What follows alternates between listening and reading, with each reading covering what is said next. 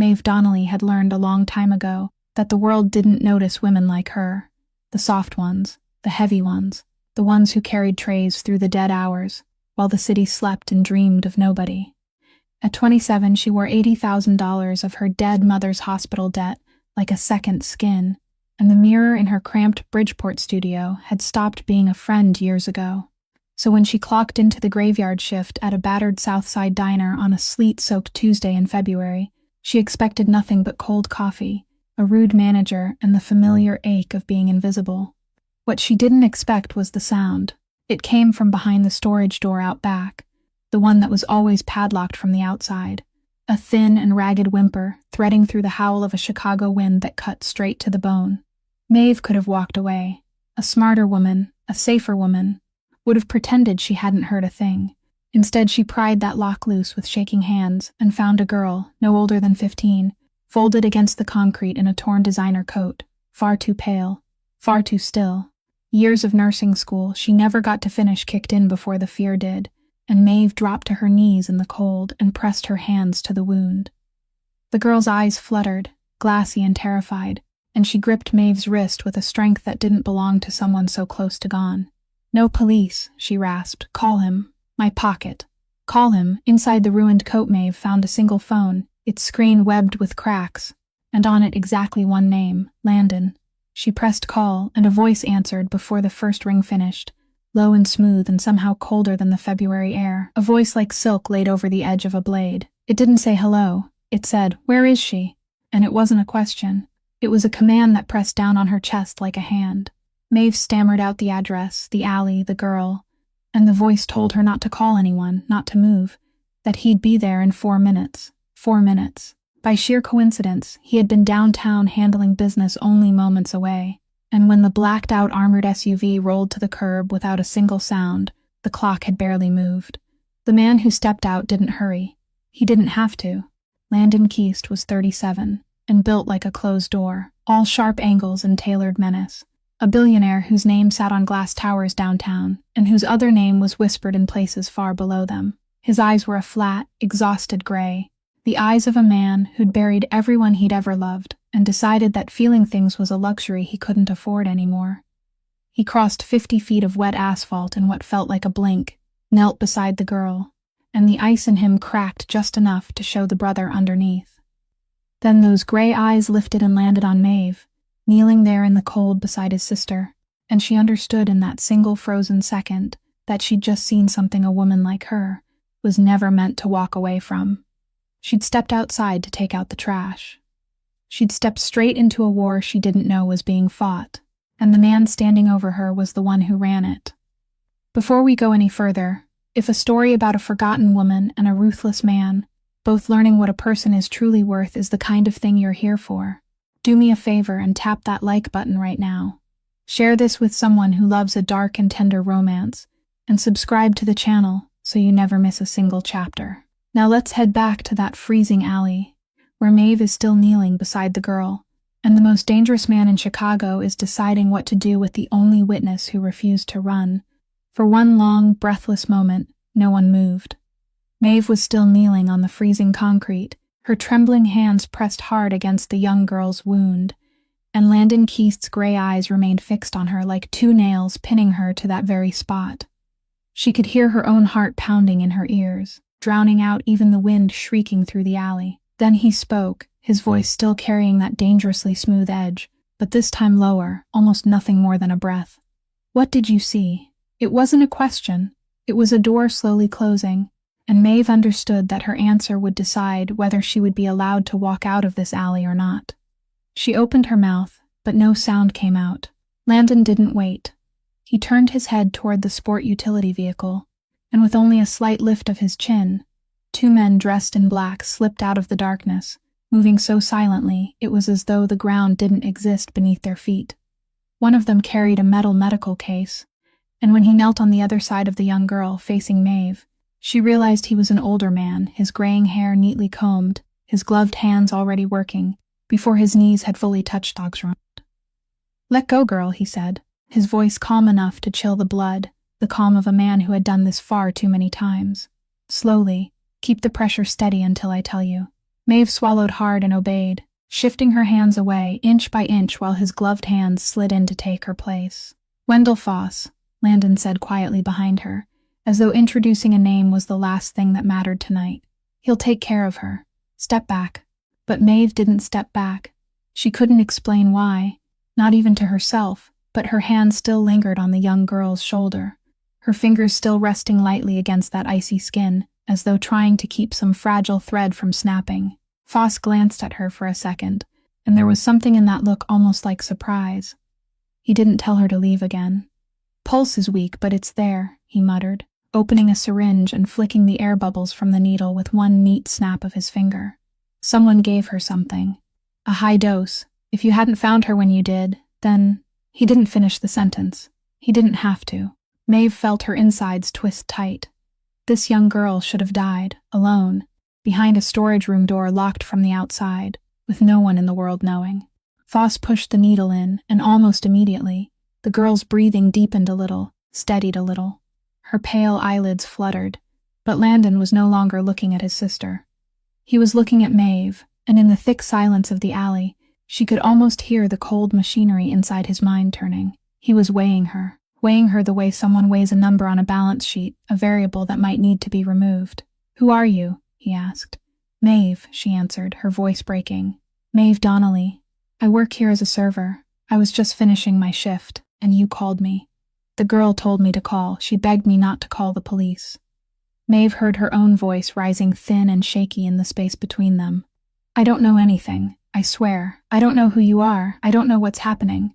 I just couldn't let her die alone on the concrete." Something passed across Landon's face, so quickly that if Maeve had blinked, she would have missed it. He took one step toward her, and the pressure in the air seemed to change direction, pressing down heavily on her shoulders. "Do you understand," he said, each word falling slowly like drops of freezing water, "that in my world, people who witness what you witnessed tonight usually don't live to see the next morning?" Maeve lifted her eyes to him. She should have cried, should have begged, should have run, but she was too exhausted, too used to the world wanting her to disappear, and the fear inside her had drained away into something almost calm. "Then," she said softly, both hands still stained with his sister's blood, "at least let me keep her alive first, before you decide what to do with me." And for the first time on that freezing night, Landon Keast, the most dangerous man in Chicago, the man who had buried everything he had ever loved, couldn't find a single word to answer. The silence stretched on until it was broken by a faint sound, a small gasp from the young girl lying between them. Those pale eyelids trembled, then opened slightly, and a pair of dark brown eyes, clouded by trauma and fear, slowly found their way back to the world. "Brother," the young girl whispered, her voice so hoarse it almost dissolved into the wind.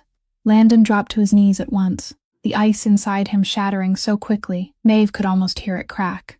"I'm here, June," he said, and the voice that had once been cold as a blade now broke open into something raw, trembling, almost human. "I'm here, now, you're safe." But June's eyes weren't searching for her brother. They slipped past him, feeling through the darkness, until they found Maeve's face, and the child's small, icy hand crept upward, trembling, closing around Maeve's wrist once more.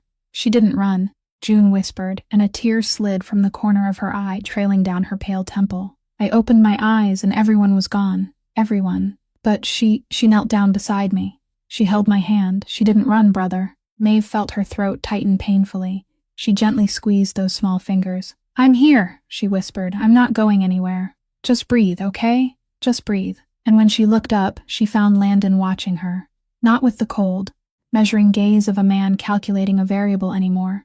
Something in that sharp face had stopped, had softened, as though he had just collided with something the cold machinery inside his head didn't know how to process. Kindness, unconditional kindness that asked for nothing, from a woman who had no reason to stay, from someone his world should have taught to run. For years, everything Landon touched had come with a price, a motive, an invisible string, pulling somewhere underneath. But this woman had knelt in snow and blood for a young girl she had never met, and she wanted nothing. He opened his mouth, though even he didn't know what he meant to say, when that sound cut across the alley. Applause. Slow, steady, mocking, echoing from the mouth of the alley, where the streetlight spilled into a dirty pool of light. Landon rose to his feet, and in a single instant, The brother vanished and the predator returned. 3 shadows separated from the dark, standing in a line to block the exit. They wore dark clothing and heavy leather coats, moving with the leisurely confidence of men who believed they held the upper hand. The one in the middle, a tall man with an angular face and a smile that never reached his eyes, stopped clapping. "Well, well," he said, his voice thick with an Eastern European accent, drawing out each word as though savoring it. "The king of the lakefront himself, crawling into a filthy alley on the south side. We followed the girl, but we didn't expect to catch you too, Keast. No royal guards with you." Landon's eyes narrowed into 2 slits of ice. "Since when does Varga send children to do a man's work?" The man's smile vanished. "We're hungry, and you're old, slow, and far too confident." His gaze dropped to June, then shifted to Maeve, and that look made Maeve's rise in gooseflesh. "Hand over the girl, and maybe we'll let your little server live. Maybe." Landon didn't move, but when he spoke, his voice had fallen into a register so low it seemed to vibrate through the frozen air. "You," he said softly without turning his head, and it took Maeve a second to realize he was speaking to her. "Hold the girl. Get in the car. Lock the doors. And no matter what happens, don't look out the window." Maeve looked at the 3 shadows at the mouth of the alley, then at the young girl trembling in her arms, then at the broad back of the man who had just placed himself between her and death, and she understood that the door she had stepped through tonight would never open backward again. Maeve didn't let herself think for even 1 more second. She slid both arms beneath June, and Foss was already beside her, supporting the young girl's upper body with his quiet, practiced skill, and together they lifted her. June felt frighteningly light in Maeve's arms, weakened by the harrowing ordeal, and Maeve clenched her teeth, dragging herself toward the black sport utility vehicle with her heart pounding hard inside her chest. Behind her, she heard the Eastern European man's voice rise again, sharp and cold, telling them to grab the girl, and then the whole alley exploded into motion. She didn't look back. She didn't dare. She rushed toward the rear door of the vehicle, already open, pushed June into the warm dark leather of the cabin, then threw herself in after her, and a silent driver in the front seat reached back and slammed the door shut. The sounds outside vanished as though someone had pressed a button. The armored cabin swallowed every noise, leaving only Maeve's own gasping breaths and June's faint moan as the girl's head sagged against her shoulder. But through the dark-tinted glass she still saw, even though she had been told not to look. She couldn't help looking. Landon Keast was no longer merely a man in a suit standing in an alley. He was something faster than that, more final than that, a black shadow moving among 3 attackers, with the cold efficiency of someone who saw violence as nothing more than an equation that needed to be solved. Maeve saw the leader rush forward, saw Landon lean aside cleanly, like water sliding past stone, saw one strike, then another, and one figure after another dropped onto the wet alley floor like puppets with their strings cut. The whole thing lasted only a few seconds. When it was over, Landon stood alone in the alley, his chest rising and falling slowly, steam lifting from his shoulders in the cold, and he bent down to pick something up from the ground with a calm so unnerving it chilled the blood. Then he turned toward the vehicle. The front door opened, the driver slipped behind the wheel, and the rear door beside Maeve swung open, letting in a rush of icy air along with the smell of rain and the smell of what had just happened. Landon sat down beside her, and suddenly the spacious cabin became so cramped it was hard to breathe. "Drive, Tomas," he said quietly. "Lake Forest. Take the long way." The vehicle rolled forward smoothly, leaving the alley behind as though it had never existed. Maeve sat pressed against the opposite door, holding June tightly, and now, as the panic began to drain away, another kind of trembling rose to replace it. She looked at the man beside her, at the angled line of his face beneath the streetlight sliding past the window, and something in her memory stirred. She had seen this face before. Not in real life, but on the worn cover of a magazine someone had left behind on the diner counter, beneath a headline about the richest men in Chicago, Keast. Landon Keast. Real estate billionaire, technology magnate, the reclusive man who owned half the glass towers downtown. The magazine had called him a ruthless, brilliant reformer. They had forgotten to mention that he could bring down 3 men in an alley within a few seconds, and then calmly get into a car as though he had just left a meeting. Maeve tightened her hold on June, her voice trembling when she finally found it again. "I helped you. I saved the girl. Please. Just drop me at the next corner. I won't say a word. I don't know anything." Landon drew a silk handkerchief from inside his jacket and carefully wiped his hands clean, finger by finger, without the slightest hurry. "I'm afraid that is no longer an option, Miss Donnelly," he said, and his voice had returned to that smooth, cold, low sound, though now it carried something decisive enough to feel almost desperate. "They saw your face, they caught your scent beside the girl. Before morning, every man loyal to the Varga family in this city will be looking for the woman who was in that alley. You can't go home. You can't go anywhere. The only place on earth where you will still be alive by morning is the place I'm taking you." Maeve stared at him as the truth of this shattered night finally sank into her bones. "You're kidnapping me," she whispered. The corner of Landon's mouth lifted slightly, a dark smile with no warmth in it, though not quite cruelty either. "I prefer to call it protection," he said. "Try not to bleed on the seats, Miss Donnelly." The drive north passed in a heavy silence, broken only by the low murmur of tires over wet pavement and the faint breathing of June as she fell asleep against Maeve's shoulder. When the vehicle finally left the highway and slipped onto a private road running deep between rows of bare trees, Maeve saw the gate. It emerged from the darkness like something belonging to another world, tall, black, without the slightest trace of show, and it opened before them, then closed behind them with a finality that made her shiver. The mansion stood on the shore of Lake Michigan, a long stretch of glass and dark stone laid out through the night, every window lit yet giving off no warmth at all. It didn't look like a home. It looked like a fortress pretending to be a home.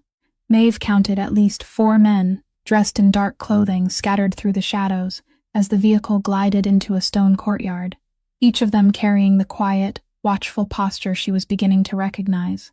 The posture of men always waiting for the worst. The car door opened and a blast of cold air from the lake swept in. Landon stepped out first, lifting June from Maeve's arms with a gentleness so unexpected it startled her, as though the girl were made of glass, then tipped his head for Maeve to follow.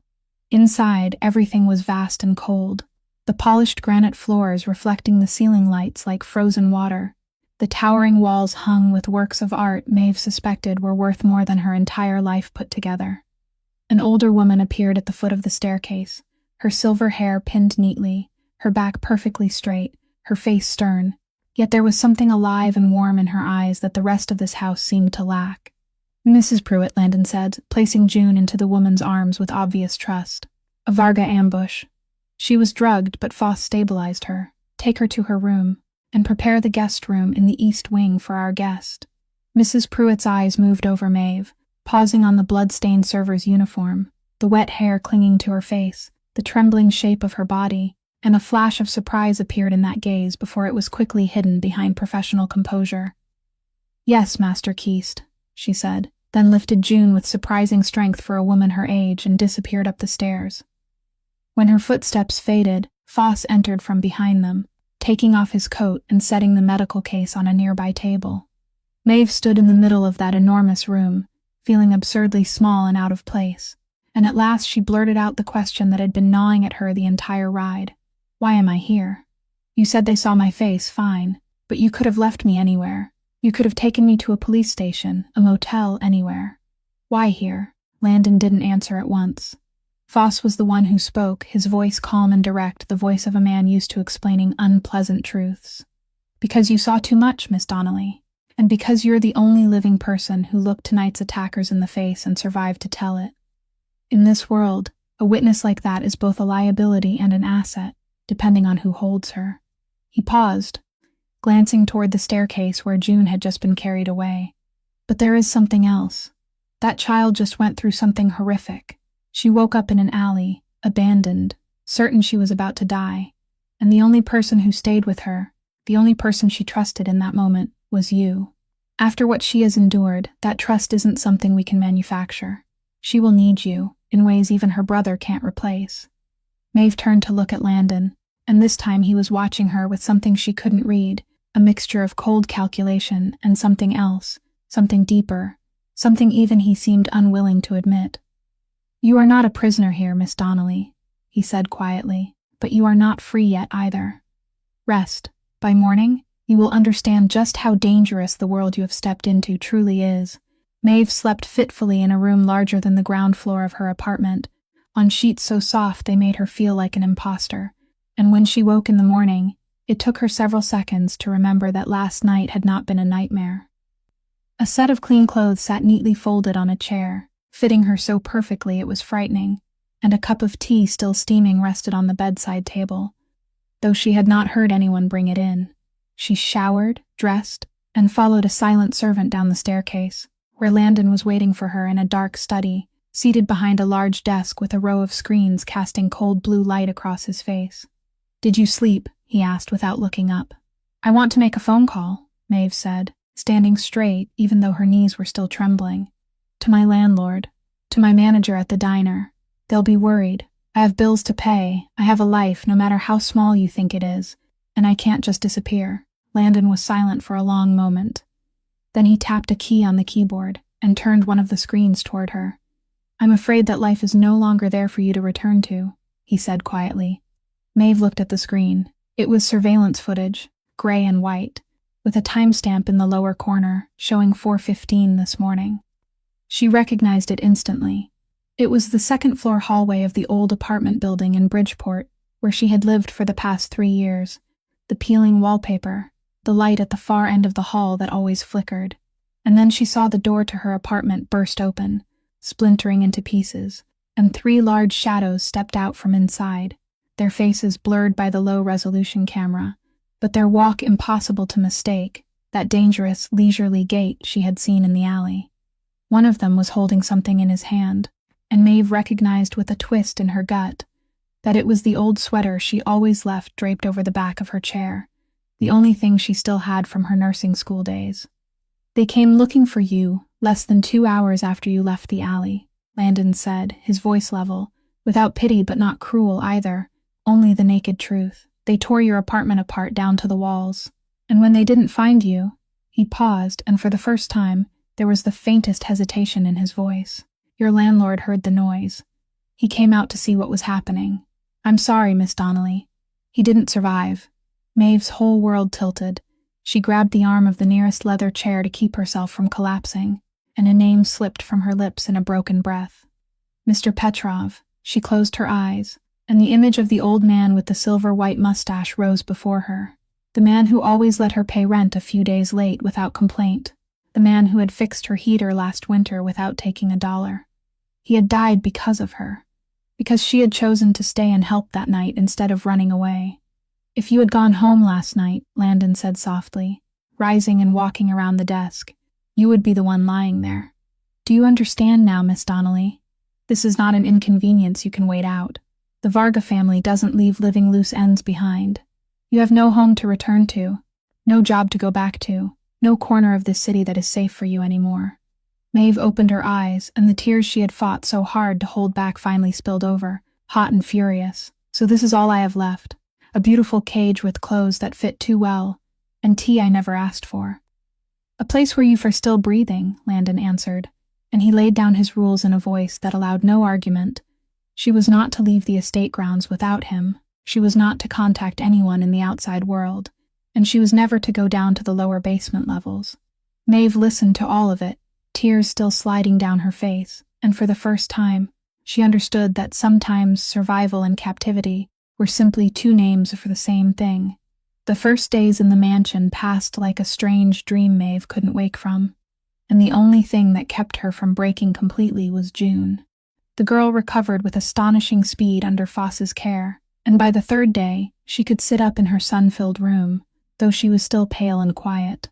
Maeve found herself drawn toward that room as though led by an invisible thread, and June, instead of pushing her away as Maeve had half feared, lit up every time she walked in. They began with small things, a card game, an old movie on the enormous flat screen, and little by little, Maeve realized that beneath the shell of a billionaire's sister was only a painfully ordinary 15-year-old girl, a girl who loved dance trends online, complained about the bodyguards always standing outside her door, and was lonely in the way only children raised in houses too large and too cold could understand. One afternoon, Maeve walked in and found June curled on the bed, her phone lying face down on her chest, her eyes red and swollen. It took a long while of gentle coaxing before the girl finally turned the phone over and showed Maeve. They were comments, dozens, perhaps hundreds of them, beneath a video she had posted weeks earlier, Before the night in the alley, cruel words about her face, about her body, about the way she laughed. They said I'm ugly, June whispered, her voice breaking. They said I should disappear. I know I shouldn't read them, I know that. But I keep reading them over and over. It's like if they say it enough times, it'll become true. Maeve sat down on the edge of the bed, and something old and painful woke inside her chest, something she had thought she had buried long ago. She took June's small hand. You know, she said softly, I spent almost my whole life believing those exact things. That I was too full-figured, too quiet, too plain for anyone to see. I carried coffee through rooms full of people, and not one of them ever looked up. I looked in the mirror and saw only all the things the world told me I was missing. And do you know how long it took me to understand one thing? June shook her head, her wet eyes fixed on Maeve's face. To understand that a person's worth has never lived in how they look to people who don't even bother to understand them, Maeve said. The night I found you in that alley, I didn't kneel down because you were beautiful, or famous, or perfect. I knelt down because you were a human being, and a human being deserves someone to stay beside them. That is the truth about you that no commandment can ever touch. The people who write those words are speaking from their own fear, sweetheart. They were never really speaking about you. June burst into tears, this time not because of the words on the screen, and she leaned into Maeve, burying her face against her shoulder, while Maeve held her and rocked her gently, the way she had once wished someone would have done for her when she was little. She didn't hear the door, didn't know that Landon had been standing there in the darkness of the hallway for some time, one hand resting lightly on the frame, watching in silence. He had come to check on his sister as he did every evening, but now he stood still, unable to step in, unable to walk away. For years he had given June everything money could buy, every layer of protection, every comfort, and he had believed that was enough to keep her safe. But he had never known how to touch her loneliness, had never found the words this woman had just spoken as naturally as breathing. He watched Maeve hold his sister, the woman he had dragged into this world like a chess piece, the woman the outside world had taught itself to treat as invisible. And for the first time in many years, something inside Landon Keith's frozen chest stirred, painful and unfamiliar, like a joint long locked in ice, beginning to move again. That night, Maeve couldn't sleep. She wandered downstairs through the stillness of the sleeping house, looking for something to drink, and she found Landon in the library, a 2-story room paneled in dark wood and lined with leather-bound books, sitting alone in the firelight with a glass of amber liquor he hadn't touched. He didn't seem surprised to see her. Perhaps he had heard her footsteps before she even arrived. You can't sleep either, he said, not as a question. Maeve hesitated at the threshold, then stepped inside and sat down in the armchair across from him, the fire burning between them.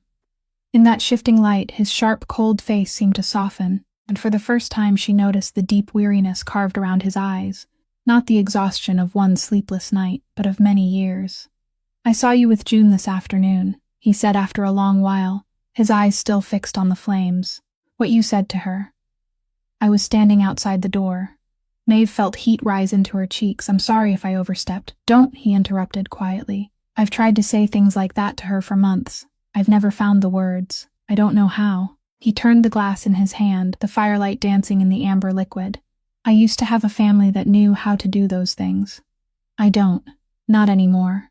Maeve kept silent, sensing that this was something fragile, and one wrong word could shatter it. Landon stared into the fire for a long time before continuing, and when he spoke, his voice was low and even, the voice of a man reading back a sentence he had memorized long ago.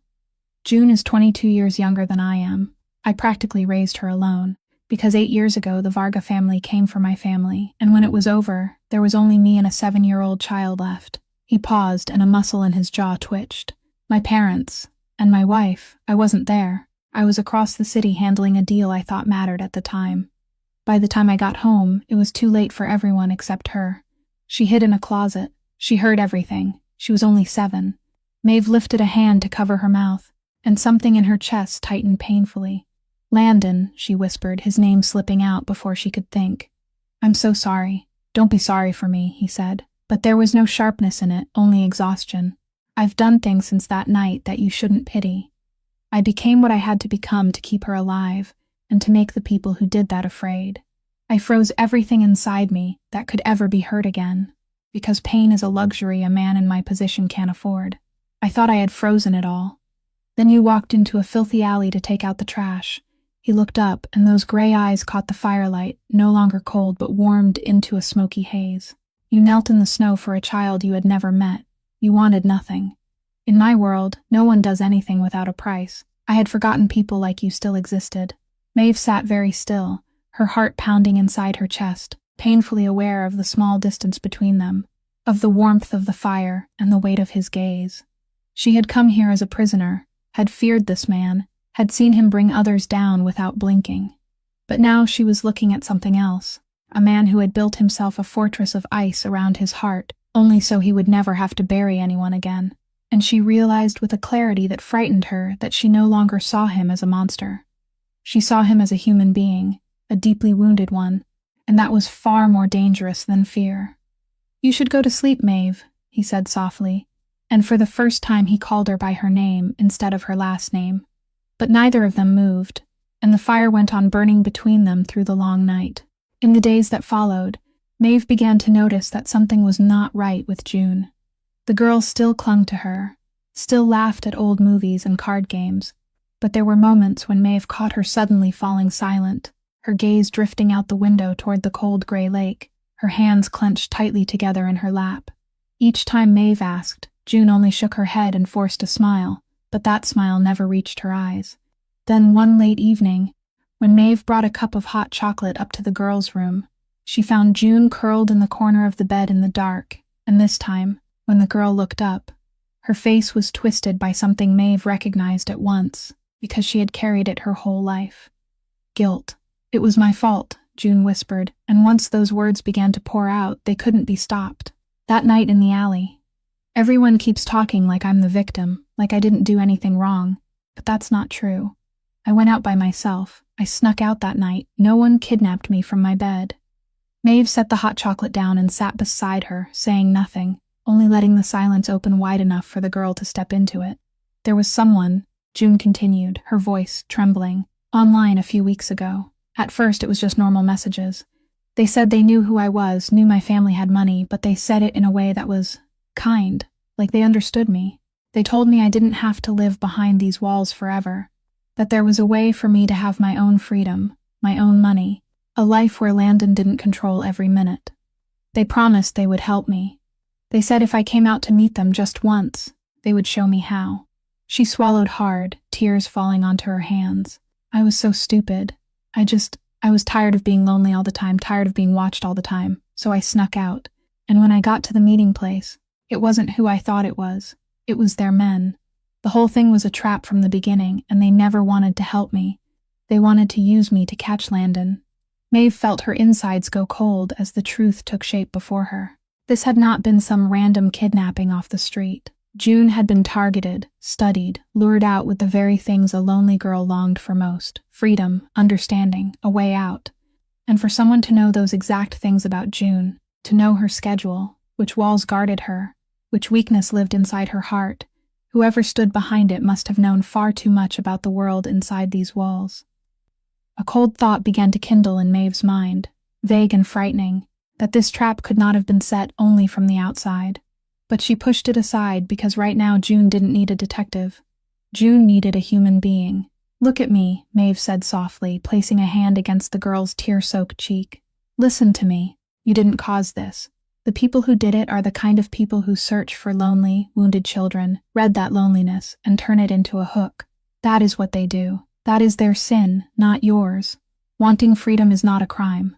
Wanting someone to understand you is not a crime. You were just a child who wanted to be seen, and they used the most beautiful thing in you to hurt you." June broke down sobbing, and Maeve pulled her close, holding her tightly. "But Landon will hate me," the girl choked out. "If he knows I snuck out." "He loves you, June," Maeve whispered, though inside her, that cold thought was still burning low. "And forgiving someone doesn't mean they never fell. It means they are still worthy of love even after they have fallen. You deserve that. I promise you." The strike came on another Tuesday night, exactly 3 weeks after the night in the alley.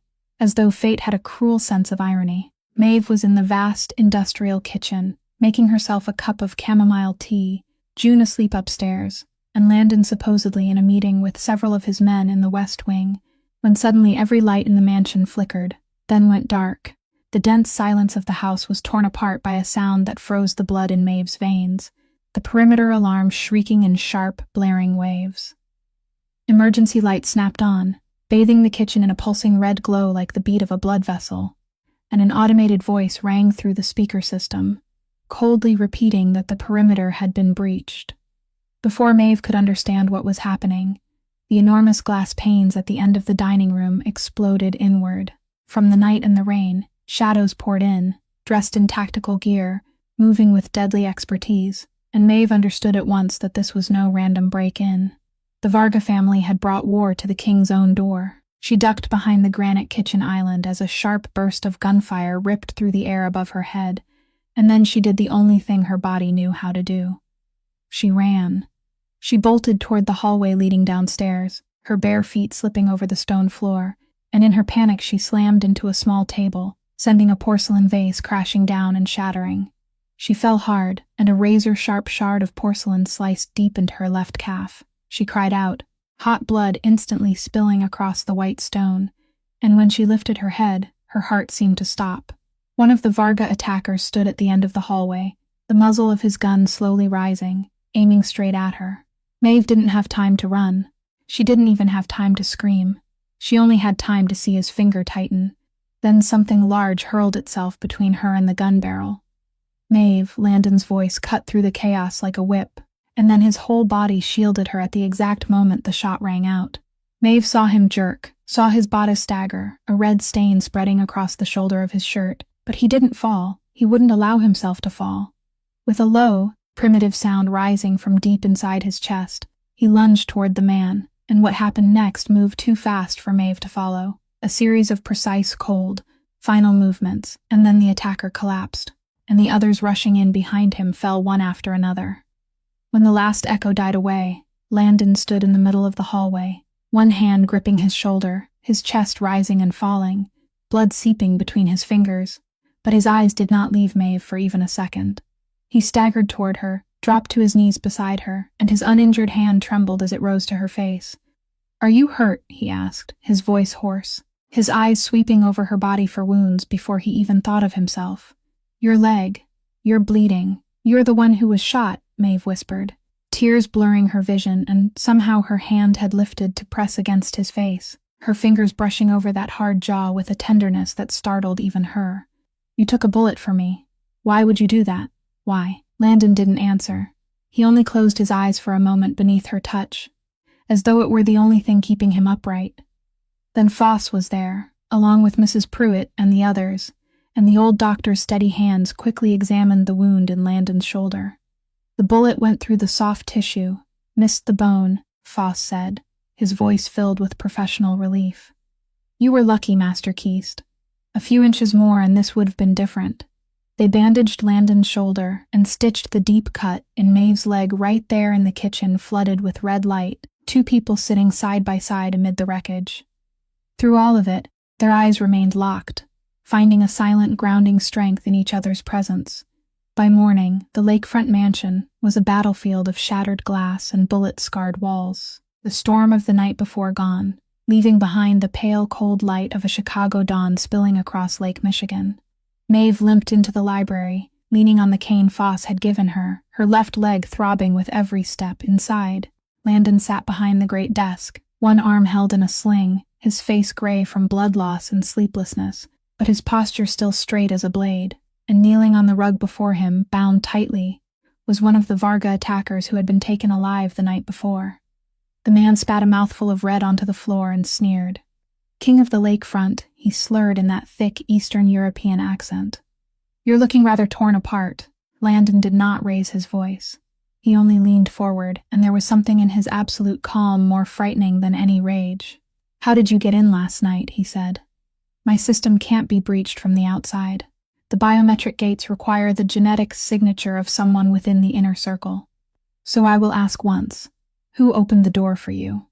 The prisoner looked at Maeve standing in the doorway, then turned back to Landon, and his smile stretched wider with malice.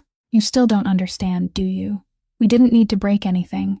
Someone opened it wide for us from the inside. The same person who showed us how to lure the girl out.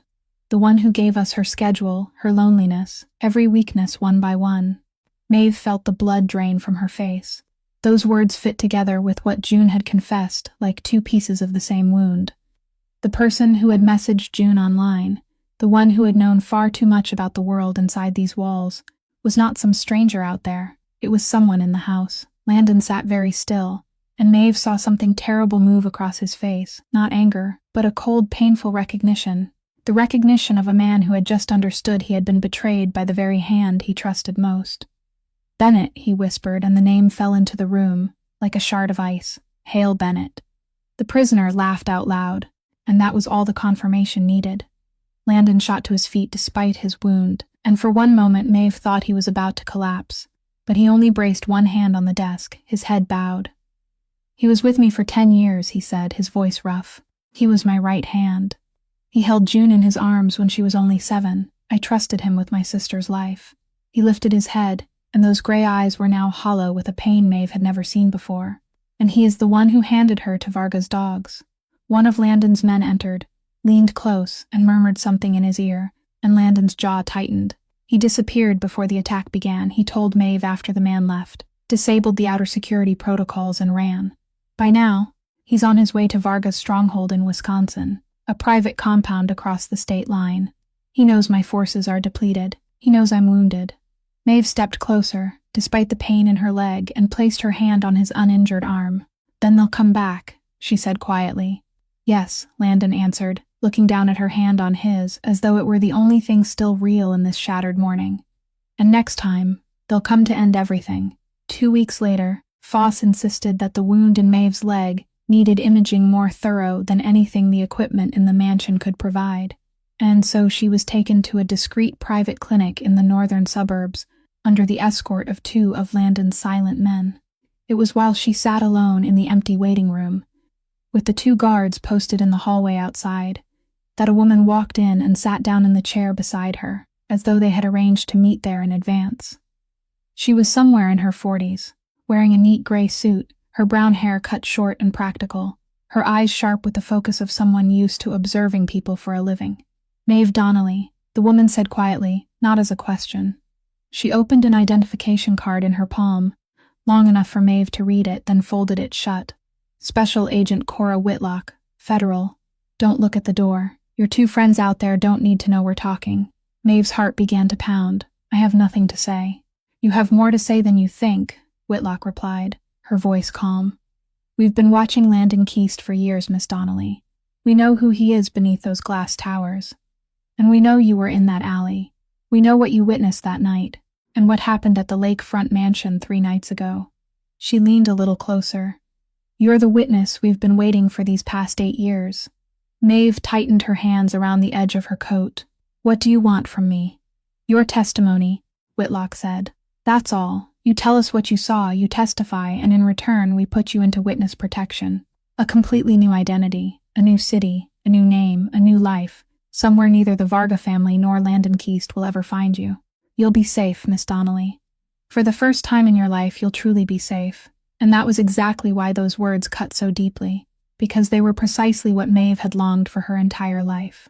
Safety, a clean new beginning, a place where no one knew she was the invisible server girl drowning in debt, where no men with guns waited in the dark, where she could simply exist without being afraid. No one had ever offered her a way out before, and now a strange woman was placing one in the palm of her hand, wrapped up neat and perfect. Maeve closed her eyes, and the image that rose before her was not a new city or a new name. It was Landon, throwing himself between her and the gun barrel, his body jerking as the bullet tore through his shoulder, his eyes still fixed on her, even as blood seeped through his fingers. It was June burying her face against Maeve's shoulder as she cried, whispering that Maeve had not run away. It was a man sitting in a firelit library, allowing someone to see the wound beneath the ice for the first time in years. "You're asking me to betray him," Maeve said softly, opening her eyes. Something almost like pity flickered across Whitlock's face. "I'm asking you to save yourself, Miss Donnelly. That man is not a good man. I know what he has done for you. I know he took a bullet for you. But don't mistake gratitude for something that can keep you safe. Men like Keast always lose everyone who stands too close in the end. You've seen that with your own eyes. She stood, placing a plain white business card with no name on the chair beside Maeve, only a string of numbers. You don't have to decide right now, but this door won't stay open forever. When you're ready to live, call this number. And then she left, as quietly as she had come, leaving Maeve alone with the business card in her hand, and a struggle opening inside her chest like a second wound, deeper than the cut on her leg. Maeve hid the business card in her coat pocket, and told no one about the meeting at the clinic.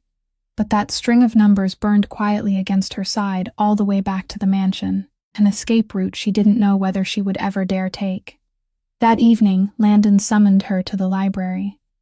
The Varga prisoner was still being held in the basement, and they had questioned him all day, this time not about Bennett, but about something else, something that made Landon's face look strained in a way she had never seen before when she walked in.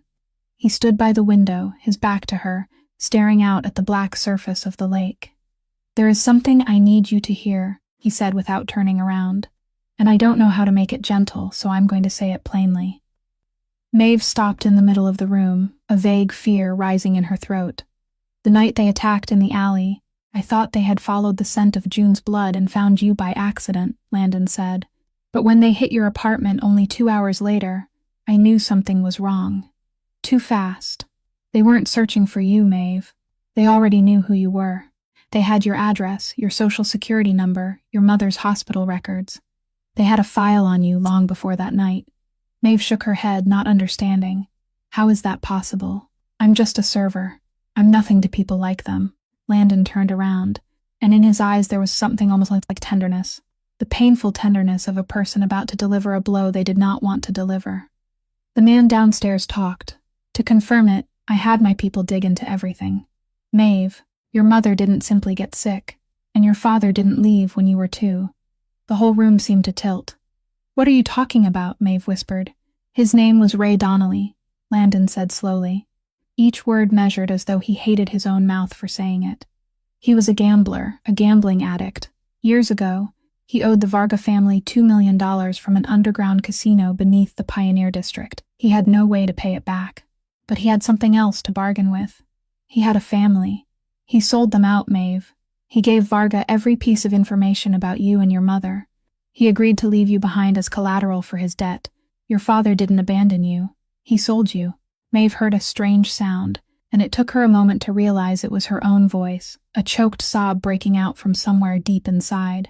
She stepped back, grabbing the back of an armchair to keep from collapsing. Her whole life, the entire story of who she was, suddenly cracked and fell apart. The struggling single mother, the father who had walked away, the absent man she had spent her childhood wondering if she had done something wrong to make him leave, the illness that had taken her mother and left her with a mountain of debt. None of it had been a tragedy of fate. It had been a contract, a transaction signed with her life by the man who should have loved her more than anyone in the world.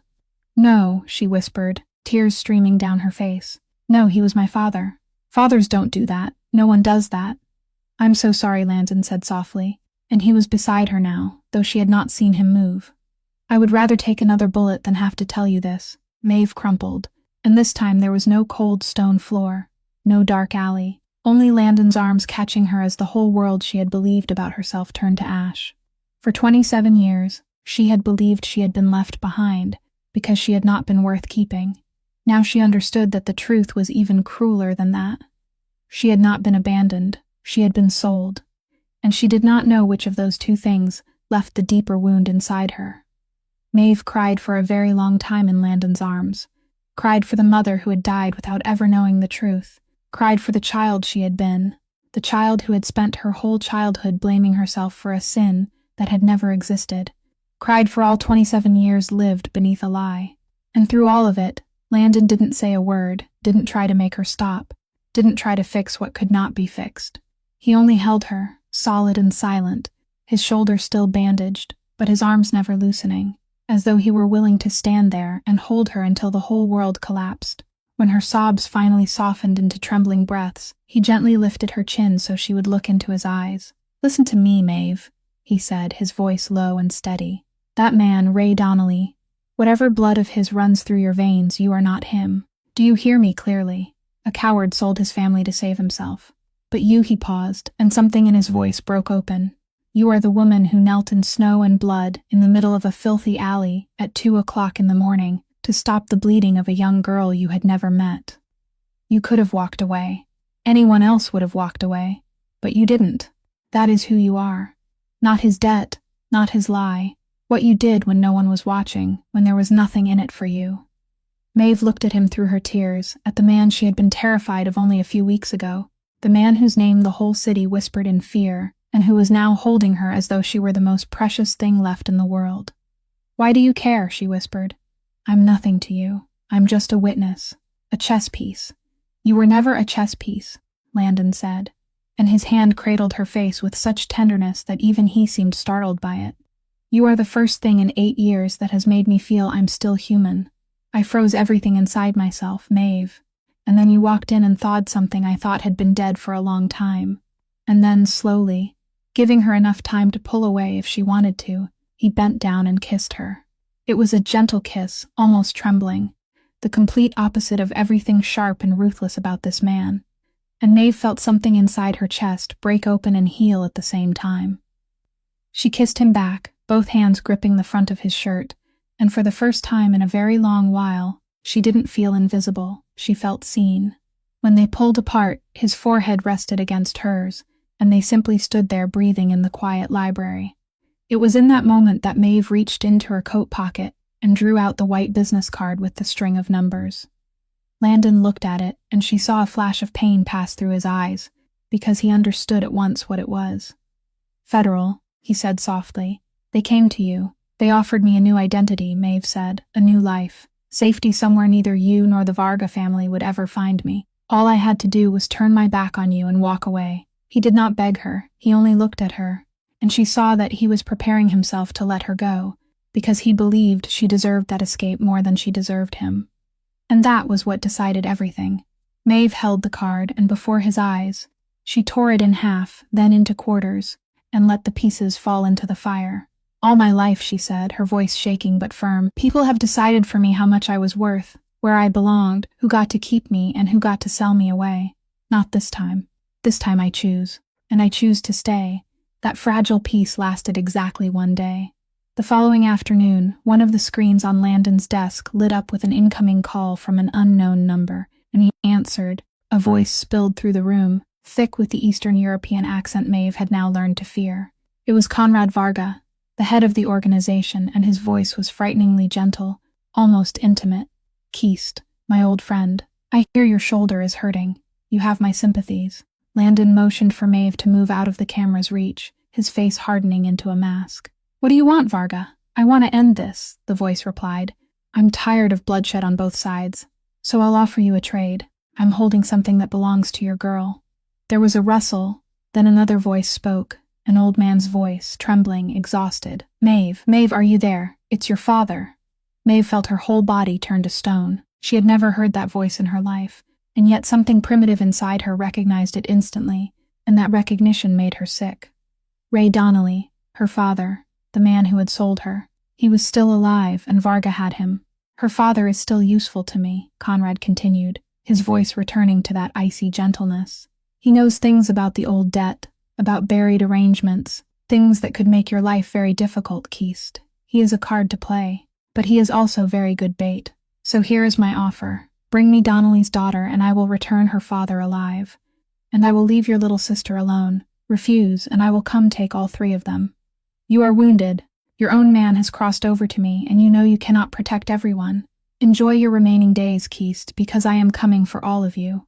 The line went dead. Silence fell over the room, heavy as lead. Maeve stood there trembling, torn open by too many things at once until she could barely breathe. The man who had sold her was now being held captive, close to death, calling her name. Some part of her, the child part that had spent an entire childhood longing for a father, still ached at the sound of that voice, and she hated herself for it. You owe him nothing, Landon said quietly, as though reading the thoughts across her face. After what he did, no one on earth could blame you if you left him there. I know, Maeve whispered. I know. And that's the frightening part, because even knowing everything, I still can't just stand by and watch him die. not because he deserves to be saved, but because if I leave him there, then I become someone who can turn away from a dying human being. And that is exactly what I knelt down in that alley to prove I am not. Landon looked at her for a long time, and in his eyes was a mixture of fear and something almost like admiration. Then we won't make the trade, he said, rising to his feet, the cold commander returning to every line of him. There will be no handing you over to him. He thinks I'm wounded and weakened, that I'll shrink back to defend myself or beg. He doesn't expect us to strike first. He spread a satellite map across the table, showing Varga's stronghold in Wisconsin, where Bennett, Ray, and Conrad were now gathered in one place. He made a mistake by bringing all his cards together, Landon said, his gray eyes flashing with a steel Maeve had never seen before. 2 weeks. Enough time for me to gather the men who are still loyal. We won't wait for them to come. We end this on their ground. They reached Varga's stronghold in the dead hour of the night, when frost had whitened the Wisconsin fields and only a few windows still glowed in the fortified log house at the edge of the woods. Maeve was supposed to stay in the car. That had been the plan. But when the first gunshot rang out and she saw June, who had secretly stowed away in the back of the SUV, because she couldn't bear to lose her brother and Maeve, tear free from the arms of her guard in panic, and run toward the house, calling Landon's name, every plan fell apart. Inside, the battle was swift and final. Landon led the way, his shoulder healed enough to move, and the men still loyal to him followed like a silent tide. He moved through the dark corridors, with the cold efficiency of a man who had waited 8 years for this moment, and every man who stood in his path went down. It was in the great central room of the house that he found Hale Bennett. The man who had once been his right hand stood there, the gun in his grip trembling, his face ashen. "Landon," Bennett said, his voice breaking, "you don't understand. I had no choice. They cornered me. You held her when she was only 7, Landon said softly, and there was no rage in his voice, only a cold pain more frightening than fury. You were the one who watched her grow, taught her to play chess, and in the end, you handed her to the dogs." Bennett raised the gun, but he was too slow, and too weak, compared with the man he had betrayed. The moment passed quickly, and when it passed, the traitor was no longer a threat. Meanwhile, in the far corner of the room, Maeve had slipped in through a side door, following the sound of June's voice, and she found her father, Ray Donnelly. Tied to a chair, older and far more haggard than the voice on the phone had sounded, his terrified eyes lifting to look at her for the first time in 27 years. But she had no time for him, because in that very moment she saw Conrad Varga. Cornered as his men fell apart, seized June and dragged the girl toward him like a final shield, a handgun clenched in his hand. "Step back," Conrad roared at Landon, "or I'll—" And Maeve didn't think. She didn't calculate, didn't weigh the danger. She simply did what her deepest instinct demanded to protect the child. Coming from the side door, she wasn't in Conrad's line of sight. Instead of throwing her body in front of the gun, she lunged forward with every ounce of strength she had left, slamming into Conrad's arm just as his finger began to tighten. The heavy impact threw the criminal leader off balance, forcing his gun hand upward. A gunshot cracked through the room, the bullet embedding itself harmlessly into the ceiling. Seizing the exact moment the leader's attention shifted from the sudden tackle, Landon struck, and Conrad Varga collapsed onto the floor, the gun flying from his hand. The threat that had haunted Landon's family for 8 years finally brought to an end. For one moment, the entire room sank into silence, broken only by the sound of harsh breathing and June's sobs muffled against Maeve's arms. Landon crossed the room in 3 strides and dropped to his knees beside them, his trembling hands moving over his sister and then over the woman, searching for wounds, and when he found none, he pulled them both into his arms, holding them so tightly. "Maeve could hardly breathe. I told you both to stay safe at the estate, and I told you to stay in the car," he whispered into her hair, his voice shattered, glancing between his stubborn sister and the woman he loved. "I've never been very good at following orders," Maeve answered, a choked laugh slipping out through her tears, and she held them both tightly, the sister she had chosen, and the man who had melted his own ice, amid the ashes of the war that had just ended. Behind them, tied to the chair, Ray Donnelly looked at the daughter he had sold long ago, the daughter who had just thrown herself in front of a gun for someone else, and for the first time in his cowardly life, he began to cry. When the red and blue lights of the federal vehicles swept across the frost-covered fields at dawn, Maeve understood that Special Agent Cora Whitlock had been watching the Varga family far more closely than she had revealed in that clinic room. They came in to clean up what remained, to handcuff the survivors, and among those let out of the log house was Ray Donnelly. Released from the chair, a blanket draped over his shoulders, old and broken. Whitlock found Maeve standing at the edge of the property, June already taken safely back to the vehicle by Mrs. Pruitt, and she stopped in front of her with something different from the last time on her face, a reluctant kind of respect. "You could have called me," Whitlock said. "You could have taken the escape. I don't need a new identity to be safe," Maeve replied. "But I will testify, not about Landon, about the Varga family, about the debt, about the weapons, about everything they have done over the past 8 years. I will tell you everything I know about the people who killed innocent and trafficked human beings. That is the truth, and I will speak the truth in my own way." Whitlock looked at her for a long time, then nodded, and in that nod was the recognition that the woman standing before her was not the pawn she had once imagined. Then Maeve turned toward the vehicle where her father sat, waiting to be taken away, and she walked toward him, though every step felt heavy as lead. Ray Donnelly looked up at her and his face crumpled. "Maeve," he said, his voice shattered. "I'm sorry. I know no words are enough. I was a coward. I was weak. I made you pay for my sins for your entire life. I don't expect you to forgive me." Maeve stood there, looking at the man who had shaped all the pain in her life, the man who had sold her like merchandise and let her mother die inside a lie, and she waited for the rage, the hatred she had thought she would feel. But it didn't come. Instead, she saw only a broken old man, imprisoned by his own cowardice, long before the federal agents ever put cuffs on his hands. "I won't say I forgive you," Maeve said quietly, and her voice was steadier than she had expected. "Maybe one day I will be able to, maybe never. But I will say this to you, and then I will walk away. For 27 years, I believed I wasn't worth keeping. I thought if even my own father didn't want me, then there must have been something in me worth throwing away. I moved through my whole life like a shadow, because you taught me to believe I had no value." She drew a deep breath, and she felt something heavy, something she had carried her whole life, begin to loosen. "But I was wrong. My worth never depended on whether you treasured me or not. It was never something you had the right to decide. I was worth keeping even when you sold me. I was worthy of love even when you couldn't give it. And I'm saying this not for you, but for me, because I will not carry you with me one more step." She stepped back once, then again. "Goodbye, Mr. Donnelly."